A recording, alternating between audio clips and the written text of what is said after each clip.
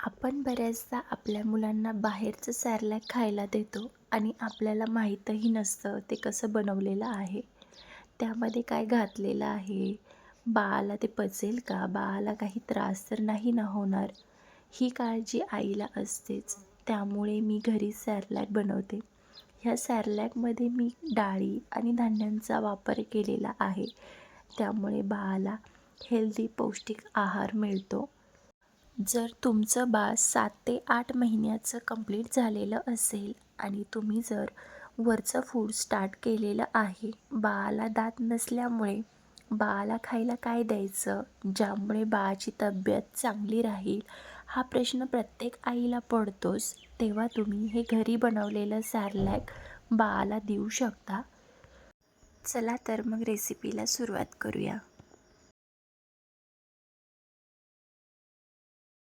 इथे मी तूर अर्धी वाटी, पाऊण वाटी नाचणी, अर्धी वाटी मसूर डाळ, 1 वाटी बाजरी, अर्धी वाटी मूग डाळ, अर्धी वाटी गहू, अर्धी वाटी मूग, 2 वाटी तांदूळ, फुटाणे पाव वाटी, सफेद तीळ पाव वाटी, 1 वाटी मखाने, पाव वाटी मटकी, 1 वाटी मुरमुरे, 1 वाटी पोहे,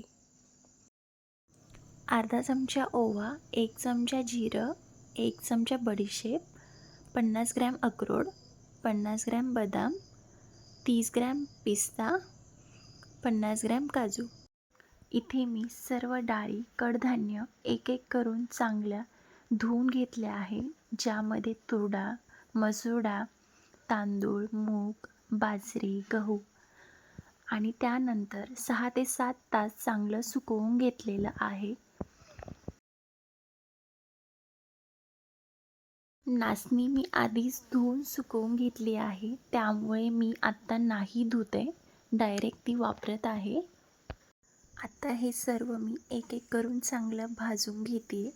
ज्यामध्ये तीळ, भाजकी डाळ, मटकी, साबुदाणे, मुरमुरे, मखाने, पोहे, नाचणी, जिरी, ओवा, बडीशेप, काजू, पिस्ता, बदाम, अक्रोड आणि धुवून सुकवलेले सर्व डाळी, ज्यामध्ये तूर डाळ, मूग डाळ, मसूर डाळ, मूग, गहू, बाजरी आणि तांदूळ, हे सर्व मी एक एक करून भाजून काढून घेते. आपण जेव्हा सर्व डाळी एकत्र भाजतो तेव्हा काही डाळी लवकर भाजल्या जातात, तर काही डाळी तशाच राहतात. त्यामुळे डाळी भाजताना नेहमी एक एक करून भाजायची. मिश्रण गरम असल्यामुळे हे घामळू शकतं, त्यामुळे मी हे सर्व एका कपड्यावर काढून घेतलं आणि थंड झाल्यानंतर 10 मिनिटांनी मिक्सरला बारीक करून चाळून घेते. आता होममेड सेरलॅक तर रेडी आहे, पण ते खायला द्यायचं कसं, तर वेगवेगळ्या त्याच्या मेथड आहेत. त्याचा सेपरेट व्हिडिओ हवा असेल तर कमेंट नक्की करा. त्यामध्ये सिंपल मेथडमध्ये मी सेरलॅकमध्ये पाणी टाकून मिक्स करून चांगलं शिजवून घेते आणि त्यामध्ये शेवटी तूप टाकून मंजिरीला खायला देते.